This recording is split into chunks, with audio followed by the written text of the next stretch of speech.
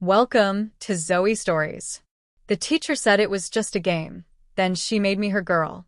When my teacher smiled and said it was just a game, I didn't know she was about to take my life away. I never thought anyone really noticed me.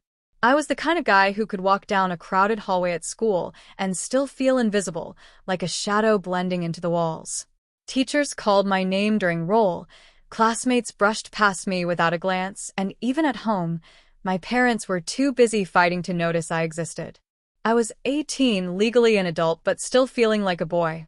My hair was messy more often than not, my clothes were plain, and my voice never rose above the noise of everyone else's. To most people, I was background noise. Except to her. Miss Dalton. She was my psychology teacher. Young, sharp, and intimidatingly beautiful in a way that made every guy in class sit up straighter. Long, dark hair that caught the light when she moved. Eyes that could see straight through you, like she already knew what you were thinking before you said a word. She carried herself with a confidence that made everyone obey without question. But for some reason, she noticed me. It started small. A look held longer than normal. A question directed my way, when she usually ignored the quiet ones.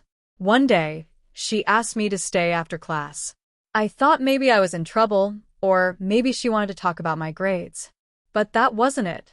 She leaned against her desk, arms crossed, and studied me with that unreadable smile. "You're a blank slate, aren't you?" she said softly. I didn't know what she meant. I stammered something about my homework, but she waved it off. "No, I mean you," she continued. "You don't stand out. You don't rebel. You don't shine. You're just there." Her words stung because they were true. Before I could respond, she tilted her head. "Do you trust me?" The question caught me completely off guard. A teacher asking a student something like that, it felt dangerous. But the way she looked at me made it impossible to say no. I guess, I muttered. Her smile widened, slow and knowing. "Good. Then you'll play a little game with me." That was how it began. She told me it was part of a new experiment she was developing for class, a game about identity, performance, and stepping into someone else's shoes. "No one will know but us," she promised, her voice soothing, almost sweet. "It'll be fun." I wanted to say no. Every instinct screamed that it was weird.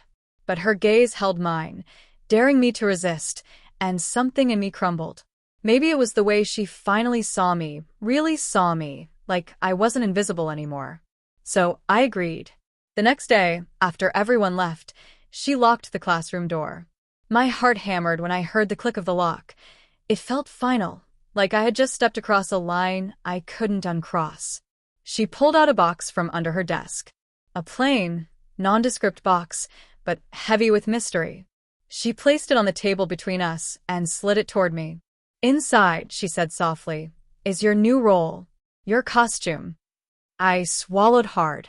"Costume?" Her smile deepened. "Don't look so nervous. It's just a game, remember?" But when I lifted the lid, my breath caught in my throat. Inside wasn't what I expected. Not a mask, not a funny outfit.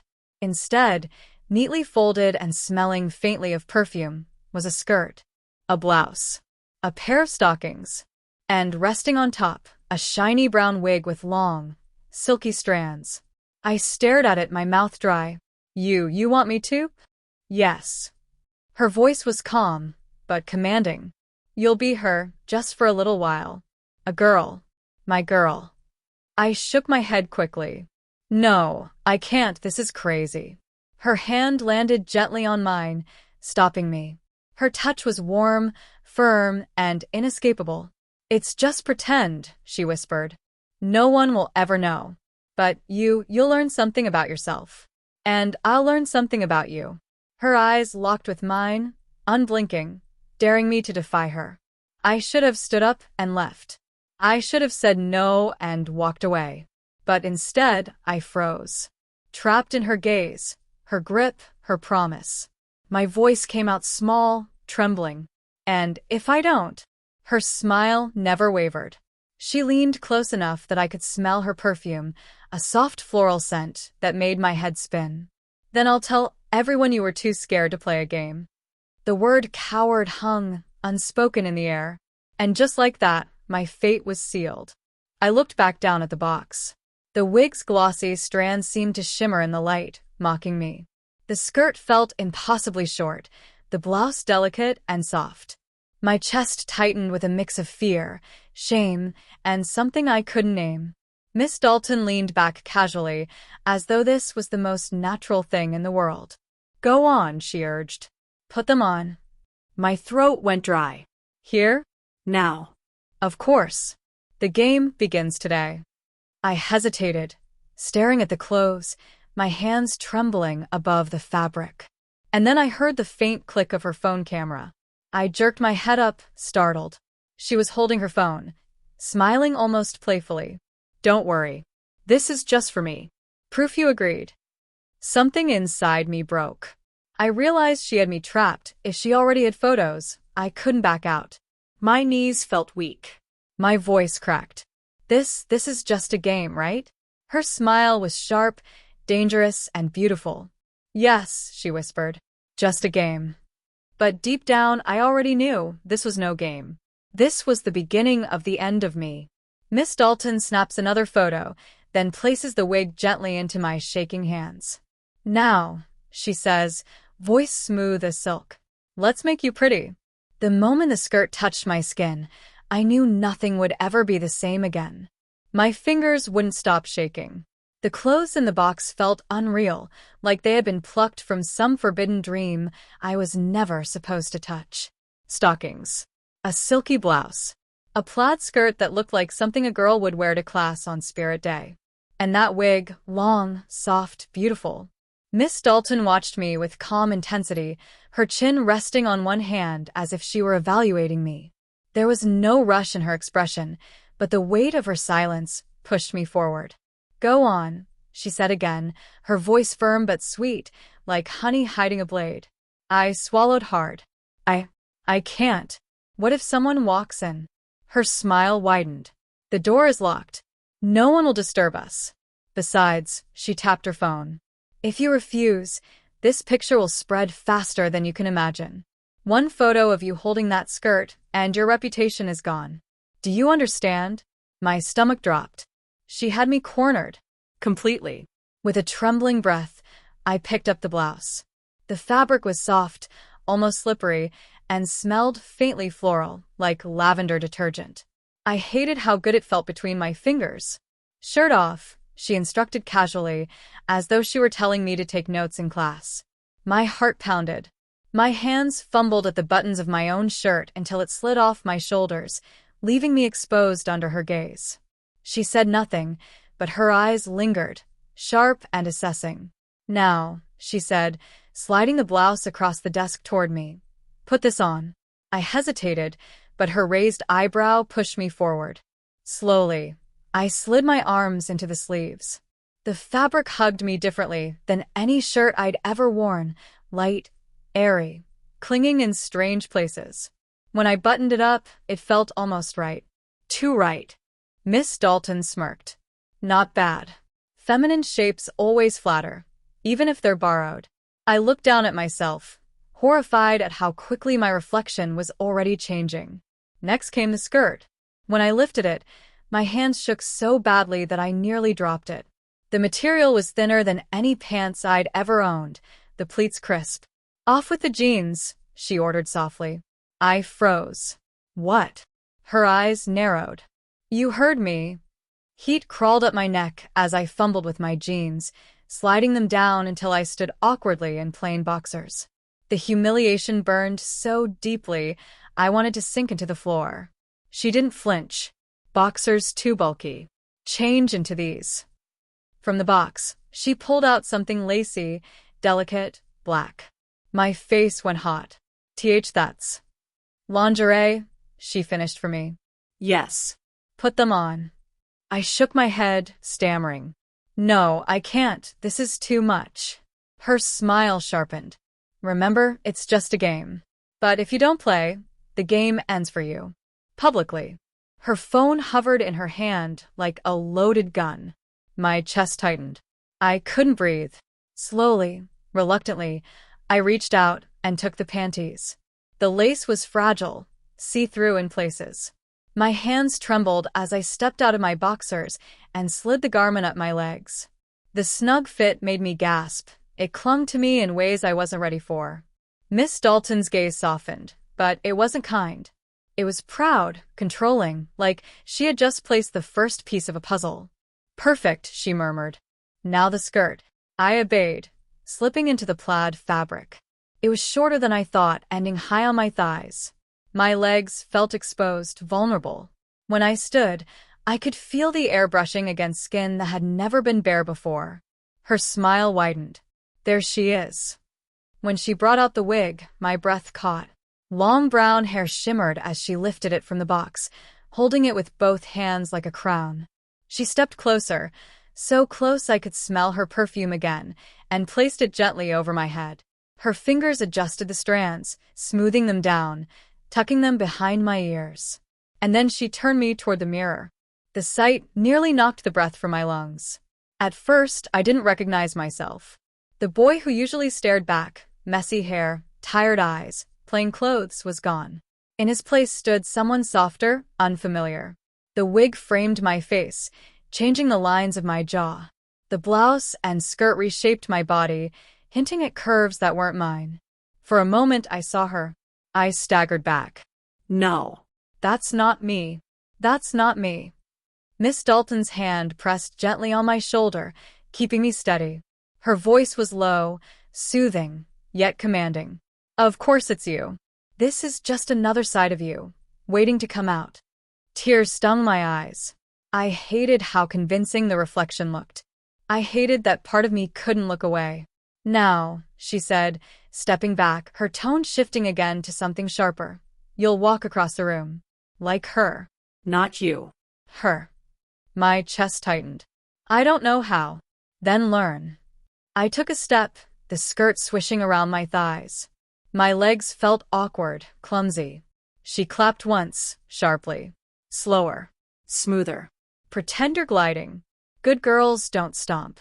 I adjusted, forcing myself to step lighter. Another clap. Better. Chin up. Shoulders back. Confidence. Humiliation burned through me, but I obeyed.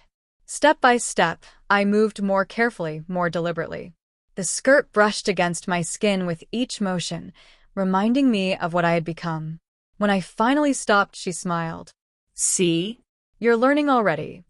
My voice cracked. "I'm not her.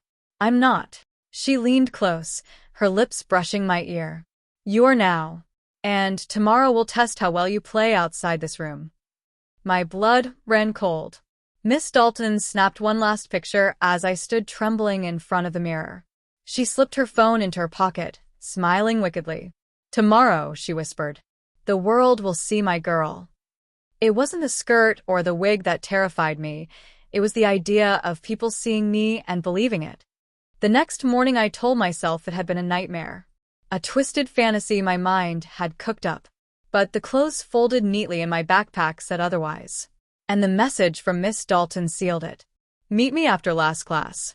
Don't be late. Bring everything." I stared at my phone until my palms went clammy. She was serious. I considered deleting the message, pretending none of it had happened. But the photo she'd taken, me in that skirt, that wig, trembling in front of the mirror, hung over me like a noose. If she posted it, even for a second, I'd be ruined. By the time the last bell rang, my legs felt like lead. I dragged myself to her classroom, praying she'd changed her mind. She hadn't. "Good girl," she said when I walked in. "You followed instructions." The words made my stomach twist. "Good girl." She gestured toward the desk. "Change. Quickly." I froze. "Here." Yes. "Here." Her smile was razor sharp. "Consider it practice. One day you won't get the luxury of hiding." My face burned, but I obeyed. Piece by humiliating piece, I stripped and replaced myself with her. Blouse, skirt, wig. This time she added more, stockings that clung up to my thighs, shoes with a modest heel that made my balance waver. And finally, makeup. She guided me into the chair, her hands shockingly gentle as she brushed powder over my skin, traced liner around my eyes, and painted my lips a soft pink. I hated the intimacy of it, hated how her perfume wrapped around me, hated how the mirror reflected someone who looked less and less like me. When she finished, she tilted her head, examining me like an artist proud of her work. Almost perfect, but you'll learn to hold yourself together in public. That's today's lesson. My heart stopped. Public? No. No way. I can't. She held up her phone. One tap away. My throat closed. You'll walk with me, she said calmly. No one will think twice. Just another girl out for coffee. But if you panic, if you draw attention, then maybe someone will notice. And you don't want that, do you? My chest ached. My voice was barely a whisper. No. Then take my arm. Let's go. The air outside felt different, sharper against my exposed legs. Every step in those shoes made my knees wobble. I tried to hide behind her, but she tugged me forward. Confidence, she reminded me, her hand tightening on my wrist. Smile. Shoulders back. You're mine. Act like it. The campus sidewalk stretched endlessly, filled with students laughing, rushing to cars, staring at their phones. Each glance burned into me. Did they see? Did they know? A group of girls passed, giggling. One of them smiled directly at me. Cute skirt. My stomach dropped. My face flamed. I mumbled something incoherent and quickened my steps. Miss Dalton chuckled. See? Already blending in. Blending in. The words echoed painfully. The cafe sat just off campus, buzzing with noise and light.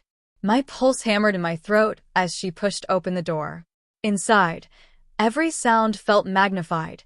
The hiss of espresso machines, the chatter of voices, the scrape of chairs. And every eye, I was sure, landed on me. Order for us, she whispered, pressing money into my hand. I nearly dropped it. Duh. No, You'll order, she cut in firmly. Out loud. Like her. Not you. My hands shook so badly, the bills nearly slipped from my grip. But the line moved forward, and suddenly I was at the counter, a barista staring expectantly. Hi, I stammered, my voice too low. I cleared my throat, forcing it higher, softer. 2 iced lattes, please. The barista didn't blink, just nodded, tapped the screen, and asked, Name for the order? Panic struck. My mind went blank. Miss Dalton leaned in close, whispering a name against my ear like a command. Emily. I repeated it before I could stop myself. Emily. The barista scribbled it, unfazed. Order will be up soon. My knees nearly buckled with relief. At the table, Miss Dalton's smile was triumphant. Emily suits you. I wanted to scream at her, to tell her this wasn't me. But my lips stayed sealed. Because a part of me, buried deep, was stunned that no one had laughed. No one had pointed. No one had called me out. Instead, the world had accepted me. When the barista called out Emily, the sound hit me like a blow. I rose on unsteady legs, retrieved the drinks, and returned to the table, my cheeks blazing. Good girl, Miss Dalton murmured again. Something in my chest cracked. As we left the cafe, a voice rang out behind me. Wait, Emily? I froze. The name shouldn't have belonged to me. But when I turned, my blood turned to ice. It was someone I knew from before. Someone who knew me as him. One slip, one familiar face, and my entire fragile disguise threatened to collapse. I turned toward the voice, my stomach dropping like a stone. There, standing by the door with a coffee in hand, was Ryan, a guy from my high school, someone who'd shared gym class with me, who knew exactly who I used to be. For a heartbeat, the whole cafe blurred. The chatter, the lights, the smell of espresso. All I saw was Ryan's eyes narrowing in curiosity. Emily, he repeated, stepping closer. My throat closed. My legs felt weak. If he looked too closely, if he pieced it together, my life was over. Miss Dalton slid smoothly between us, her smile sharp but warm. Oh, hey. Do you know my cousin Emily? Cousin. The words snapped in the air like a lifeline and a trap all at once. Ryan blinked, glancing between us. Cousin. Miss Dalton looped her arm, through mine possessively. Yes. She's staying with me for the semester. New town, new school, you know how it is. Emily, say hi. Her nails dug subtly into my arm. I swallowed hard. Hi.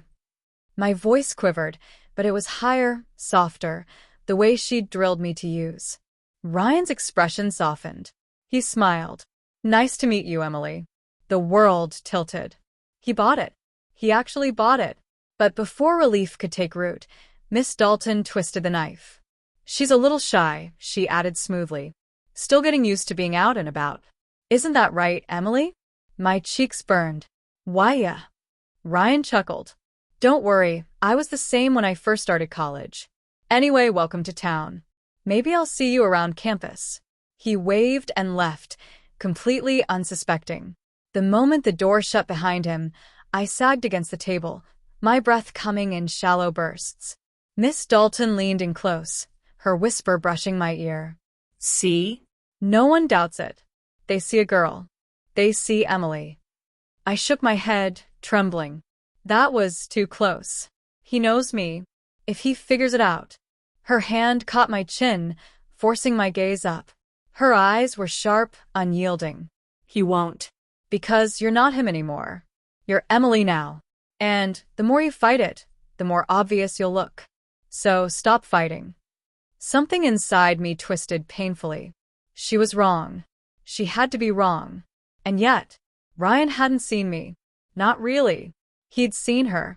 Back at her apartment, the confrontation exploded. You can't keep doing this to me, I blurted, pacing with shaky steps in the skirt that still clung to my thighs. Someone's going to find out.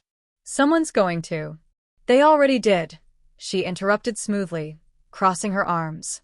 And what happened? I froze. They believed you were Emily.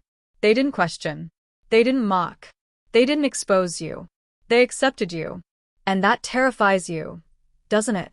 Her words sliced through me. She was right. The terror wasn't that Ryan had recognized me. The terror was that he hadn't. That the boy I had been was already fading from sight. Miss Dalton stepped closer, her tone softening but her dominance unshaken. You think this is punishment, but it's opportunity. You can slip into this role, and no one will ever know. A clean slate. A new life. All you have to do is let go. My chest ached with conflict. A new life. A clean slate. The words pulled at me like gravity. But deep down, the boy inside me screamed, desperate not to be erased. That night, alone in her bathroom, I stared at myself in the mirror. The makeup smudged from the day still clung to my eyes.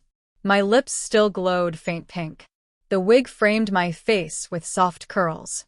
For the first time, I lifted a hand and touched the reflection gently, as though testing its solidity. And for a fleeting second, I whispered the name. Emily. The sound both thrilled and horrified me. Behind me, the door creaked. Miss Dalton's reflection appeared, her smile slow and knowing. There, she whispered. You're starting to understand. She stepped inside, closing the door behind her. Tomorrow, she said, we're taking you shopping. Clothes, shoes, makeup, the works. If you're going to be Emily, you'll look like Emily. Permanently. My heart pounded. Shopping. In public. With her. And I realized there was no turning back. There are prisons made of steel, and there are prisons made of silk and satin. I was learning which one could break me faster. The next morning, Miss Dalton woke me before the sun had fully risen. She was already dressed, jeans, blazer, perfectly composed as always. On the bed, however, she had laid out something far less forgiving. A pale pink blouse with ruffled sleeves. A pleated skirt that ended just above the knee. Pantyhose, folded neatly beside a pair of strappy heels. I sat frozen. I can't wear that. Not in public. Not to a mall. Her eyes glinted with challenge. You can. You will. And if you hesitate, I'll pick something even shorter. I swallowed hard, but my body obeyed her commands before my mind could resist. The pantyhose slid up my legs like a whisper. The skirt floated as it settled against my hips. The blouse hugged me tightly, hiding nothing. When I finally stood, teetering in the heels, Miss Dalton stepped back with satisfaction. Perfect. You're ready. Ready. I didn't feel ready. I felt like a condemned prisoner walking toward execution. The mall was alive with noise and light. Music blared, people bustled, laughter echoed. And I was in the center of it all, pretending to be someone I wasn't. Every step in heels was a gamble. Every glance from strangers felt like X-ray vision. Surely they knew. Surely they could tell. Miss Dalton, of course, was unbothered. She walked with her usual grace, occasionally glancing at me with an amused smile. We entered a clothing store, racks of dresses stretching endlessly before us. A saleswoman beamed as she approached. Welcome. Looking for anything special today? Before I could mumble an excuse, Miss Dalton answered smoothly. Yes. My cousin Emily needs a new wardrobe. Something flattering. Something that shows her off. The words hung heavy in the air. The saleswoman turned her bright smile on me. Of course. You'll look gorgeous in half the things here. Gorgeous. The word hit like a slap and a caress all at once. I stammered. I don't. But Miss Dalton's hand pressed gently against my back, guiding me toward the fitting rooms. She's just shy. Don't mind her. The fitting room became my cage. Dress after dress was pushed into my arms. Floral patterns, pencil skirts, shimmering tops. Try them, Miss Dalton ordered, standing guard outside. I obeyed, trembling, my reflection changing with every outfit. A sundress clung to my figure. A sleek black skirt turned my legs into elegant curves. A blouse revealed the line of my collarbone. And every time I stepped out, the saleswoman cooed. So pretty. That color is perfect on you. You have such a natural figure. My cheeks burned hotter with every compliment. The boy inside me screamed denial, but the mirror refused to listen. Finally, Miss Dalton handed me a final piece, a crimson cocktail dress. Off the shoulder. Tight. Undeniable. I can't, I whispered. You will, she replied. And I did. When I emerged, the saleswoman gasped in delight. Oh, that's the one. Stunning. Miss Dalton's eyes softened in victory. Yes, she murmured. That's Emily. I stood frozen, staring at the reflection of a girl I could no longer deny. Hours later, my arms were loaded with bags. Dresses, skirts, shoes, makeup, all of it purchased under Miss Dalton's approving gaze. Walking back to the car, I could barely breathe. Why are you doing this to me? I asked, my voice breaking. She glanced at me, her tone calm but laced with steel. Because you need it. Because you're not him anymore. And because deep down, part of you doesn't want to go back. Her words dug deep, leaving no room for escape. That night, in the safety of her apartment, I unpacked the bags. One by one, I placed each piece of clothing into drawers that once held only my boyish t-shirts and jeans. By the time I was done, the old me was barely visible. Miss Dalton appeared in the doorway, watching silently. Then she spoke the words that sealed my fate. Tomorrow, Emily, you'll wear one of your new outfits to class. Class. In front of everyone. My chest tightened, my knees buckled. This wasn't a disguise anymore. It was becoming my reality. I stared at the rows of dresses, skirts, and heels in my closet. And for the first time, I realized there was no safe way out. They say nightmares end when you wake up. Mine began the moment I opened my eyes and realized the day had come. The alarm rang too early. I sat up in bed, staring at the closet like it was a gallows. Dresses and skirts gleamed back at me, each one whispering my new name. Emily. Miss Dalton had already prepared my choice. A plaid skirt, a cream blouse with a ribbon tie, sheer pantyhose, and black ballet flats. My hands trembled as I touched the fabric. Please, not today. I'll be humiliated. They'll know. Miss Dalton smoothed my hair with unsettling gentleness. No, they won't. Not if you play the role. You've practiced enough. Today the world meets Emily. Her confidence was crushing. The transformation was slower this time, more deliberate. Foundation hid every trace of roughness. Mascara lengthened my lashes into delicate fans. Lip gloss made my mouth shine like polished glass. When I stood in front of the mirror, I didn't see the boy anymore. The illusion was too strong. Yet inside, I was choking on dread. The car ride to campus was silent except for my heartbeat. Every passing pedestrian felt like a threat. What if someone looked too closely? What if they laughed? But Miss Dalton sat calm at the wheel, her eyes sharp. Remember, confidence is a weapon. Use it. I wanted to cry. I wanted to scream. Instead, I adjusted the ribbon at my throat and prayed no one would recognize me. The moment I stepped into the hallway, whispers erupted. Students glanced, some admiring, some curious.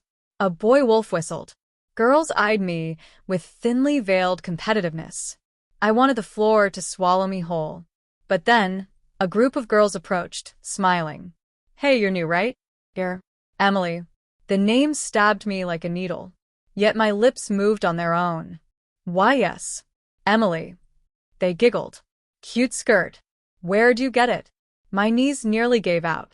They weren't mocking me, they were including me. Through class after class, I felt the fragile fabric of my lie holding. Professors called my name from the roster.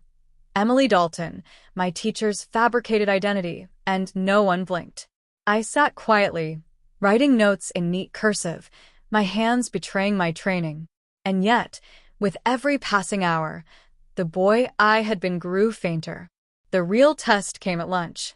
I carried my tray nervously, heels clicking against the tile. Eyes followed. A group of boys whistled. Another called out, "Hey, pretty girl, sit with us." My face burned. Pretty girl. The words echoed like a curse and a strange, intoxicating blessing. But before I could respond, Miss Dalton appeared at my side. Emily, over here. I obeyed instantly, sitting beside her as she introduced me to others as if nothing were unusual. She watched every move I made, like a director ensuring her actor didn't break character. Then, disaster. From across the cafeteria, I saw him, an old friend from before. Daniel. He froze mid-bite, staring at me. Recognition flickered in his eyes. I panicked, nearly spilling my drink. But Miss Dalton's hand pressed firmly against mine, steadying me. She leaned close, whispering, "Stay calm. He doubts what he sees. Play the role, and you'll be safe." I swallowed hard, forcing a smile, pretending Daniel was just another stranger. But inside, terror clawed at me.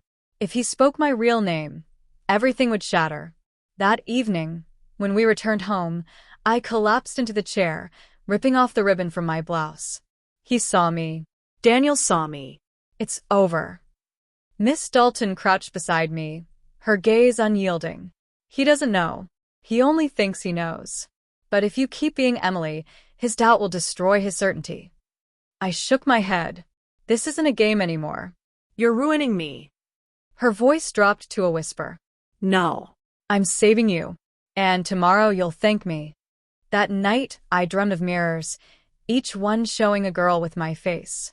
And when I tried to scream my name, the reflection only whispered back, Emily. Sometimes the people who know us best are the ones we fear the most. The next day at school, I could barely breathe. Every step in my skirt felt like walking on glass, waiting for it to shatter beneath me. Daniel was out there, watching, waiting. And the worst part? He'd been my closest friend for years. He knew every nervous tick, every half-smile, every stumble in my speech. If anyone could see through the mask, it was him.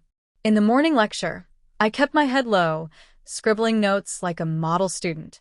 But every so often, I felt eyes boring into me. I didn't dare look, yet I knew. When class ended, I rushed for the door. Emily, a voice called. I froze. Turning slowly, I found Daniel standing a few feet away, his expression unreadable. You look familiar, he said carefully. Have we met before?